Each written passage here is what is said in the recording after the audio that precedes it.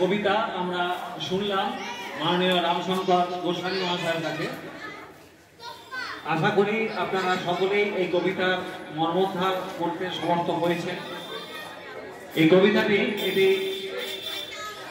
শ্রদ্ধার উপরে লেখা, মানুষের শ্রদ্ধা, মানুষের উপরে যে শ্রদ্ধা, সে শ্রদ্ধা যে আস্তে আস্তে হারিয়ে যেতে বসেছে, সে শ্রদ্ধা আমরা চেষ্টা করছি ফিরিয়ে আনা এবং বয়স্ক মানুষদের যে উপযুক্ত মর্যাদা সেটি দেওয়ার আমরা চেষ্টা করছি। সেই জন্যই শ্রদ্ধা ওয়েলফেয়ার অ্যাসোসিয়েশনের তৈরি হয়েছে এবং গত 2 বছর ধরে প্রচুর এই ধরনের সমস্যা তারা সমাধান করেছে। আমরা পরবর্তী অনুষ্ঠানে যাব, তার আগে আমি আমাদের যে এখানে মাধবগঞ্জের 11 পাড়া 16 আনা কার্যনির্বাহী কমিটির যদি সভাপতি বা সম্পাদক অথবা কোনো সদস্য উপস্থিত থাকেন, দয়া করে তাদের এখানে আমাদের এই মঞ্চে আসার জন্য অনুরোধ করব। কারণ আপনারা সহযোগিতা না করলে আজকে আমরা এই অনুষ্ঠান এখানে করতে পারতাম না।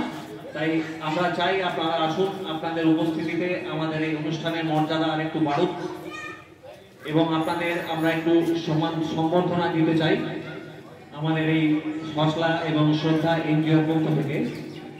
তাই আমি অনুরোধ করব, আপনাদের মধ্যে যদি সভাপতি, সম্পাদক অথবা কোনো সদস্য উপস্থিত থাকেন তাহলে দয়া করে আসবেন এই মঞ্চে, আপনাদেরকে আমরা একটু সম্বর্ধনা দেওয়ার চেষ্টা করব। এরপরে আমরা একটি গান শুনে নেব। আমাদেরই একজন সদস্য এবং এখানকার একজন প্রবীণ নাগরিক শেখর ব্যানার্জি মহাশয়, তাকে অনুরোধ করব আপনারা আপনার গানের ডালি নিয়ে আসুন, একটি গান আমরা তার কণ্ঠে শুনব, তারপরে আমরা পরবর্তী অনুষ্ঠানে যাব। এরপরে আমাদের যে সমস্ত অনুষ্ঠান আছে আমি আগেও বলেছি, কিন্তু আপনারা বোধহয় এখনো খুব একটা দ্বিধা কাটিয়ে উঠতে পারেননি যে অনুষ্ঠানটা আদৌ কি হবে না হবে সেই ব্যাপারে।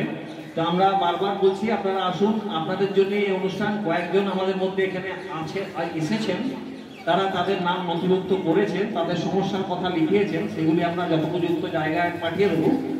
এবং আজকে যে অনুষ্ঠান আছে তাতে এরপরে আছে আবৃত্তি এবং এই যে বললাম আমাদের 11 পাড়া 16 আনা কমিটির সম্পাদক অথবা সভাপতি, তাদের একটি সম্বর্ধনা দেওয়ার চেষ্টা করবো আমরা, যদি তারা উপস্থিত থাকেন বা এখানে হাজির হন।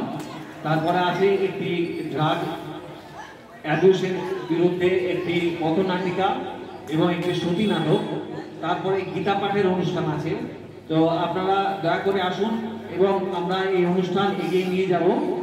তার মধ্যে আমরা আমাদের একটি সঙ্গীতের অনুষ্ঠান শুনে নেব মাননীয় শেখর ব্যানার্জি মহাশয়।